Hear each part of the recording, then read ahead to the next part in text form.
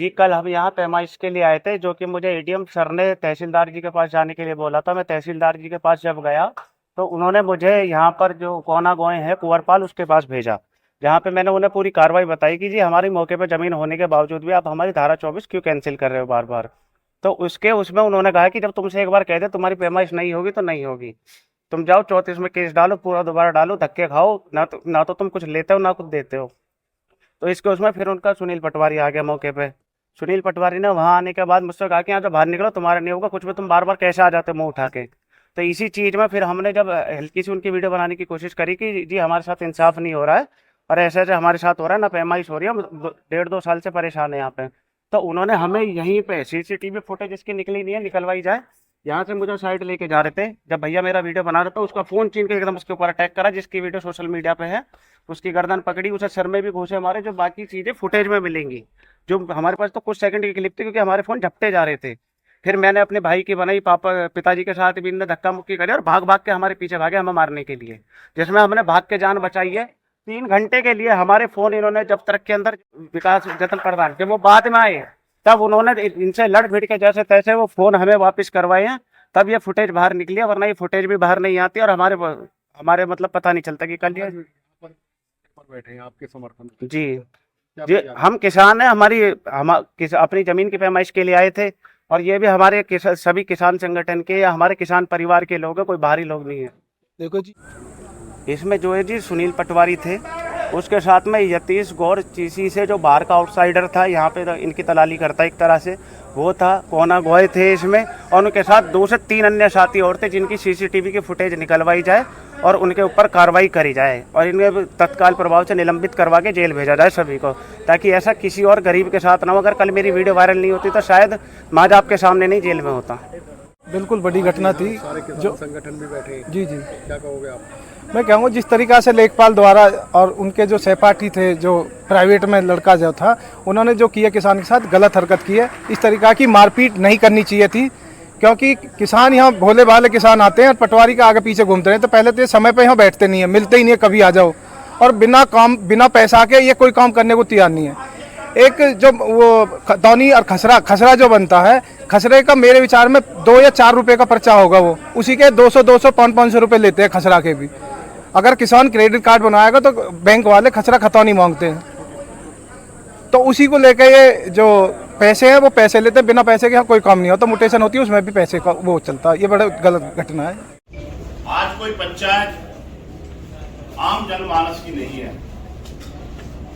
आज की पंचायत में वो चेहरे हैं जो अपने आप को ये कहते हैं कि हम किसानों के संगठन को चलाते हैं, किसान के मुद्दों को उठाते हैं, किसान समस्याओं को हल कराते हैं। लेकिन क्या सही मायने में हम उस कार्य को कर भी रहे हैं?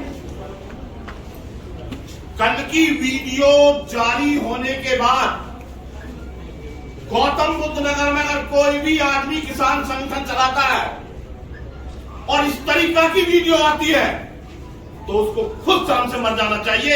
उसे किसान नेता कहने का कोई अधिकार नहीं है। अगर इन भ्रष्ट अधिकारियों के सामने एक लेखपाल की ये ताकत औकात कि हमारे किसान के साथ बदतमीजी करे, उसके मोबाइल छीने, लूट का मुकदमा पहली बार उसके बाद उसके खिलाफ एक लूट का मुकदमा दर्ज होना चाहिए। उसने मोबाइल छीने हैं, लूट की है उनकी, और उस मोबाइल को उनको नहीं दे करके एक संगठन के राष्ट्रीय अध्यक्ष विकास भाटी जी दे करके गए हैं। ये प्रूफ है हमारे पास। दूसरा, जो वीडियो जारी है, उस वीडियो में अटेम्प्ट द मर्डर हुआ है। जान से मारने के नियत से उसके गर्दन पर कोहनी और घूंसे बजाए जा रहे हैं। 307 में मुकदमा दर्ज होना चाहिए उसके खिलाफ। और जो कह रहे हैं ना यहां से जिले से बाहर भेज दो, जिले से बाहर भी भाई हमारे किसान, हमें तो 22 जिले की जिम्मेदारी तो हम पे है। हमें तो कल यहाँ की बजाय कहीं और जाना पड़ा, तो ये कल कमिटी करे किसी न किसी के साथ। महात्मा टिकैत ये कहते थे कि किसी अधिकारी का ट्रांसफर करवाने की जरूरत नहीं है, अगर तुम में ताकत है तो अपने जिले में पहले उसको सुधारो। कहा होगा जी हम कोई पैमाइश करा रहे हैं और हमारी पैमाइश के लिए हमें दर पे दर भटकना पड़ रहा है। आज हम डीएम साहब के पास आए हैं, ये इनको जैसे जर्नली कि चलो हम कह देंगे और तुम आ जाओ, ये इनको लेकर के अंदर चले गए। डीएम साहब ने एडीएम साहब को कहा, एडीएम साहब मंगलेश दुबे वहां थे, इनकी बात सुनी और उन्होंने टाइट लहजे में तहसीलदार से कह दिया कि इसमें तुरंत देख करके कार्रवाई करें, कल सुबह 10 बजे इनको मैं वहां भेज दूंगा, इनकी पैमाइश होनी चाहिए। अपराध इनका यह है कि ये जिले के जिलाधिकारी से जाकर के जाके भ्रष्ट अधिकारी के खिलाफ कार्रवाई करवाना चाहते हैं, इसलिए इनकी पिटाई हुई।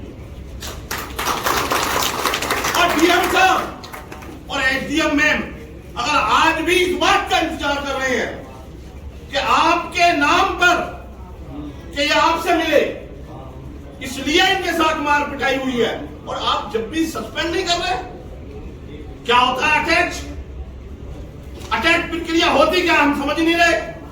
तहसील में तो रहते ही 24 घंटे, ये किसकी पैमाइश करने जा रहे हैं? पैमाइश की लड़ाई है, हम कह रहे पैमाइश करने के लिए जाओ, अब आपने पक्का ही चिट्ठा दे दिया इन्हें कि आपको अटैच कर दिया, बेकते ही ना जाएंगे।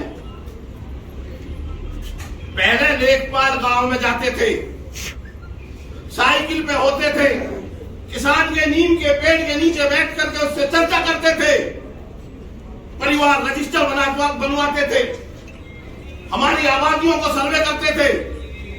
अगर आज हमारी सबसे बड़ी इस लड़ाई की मूल में अगर कोई चीज है तो इन लेखपालों का कार्य नहीं करने का कारण है।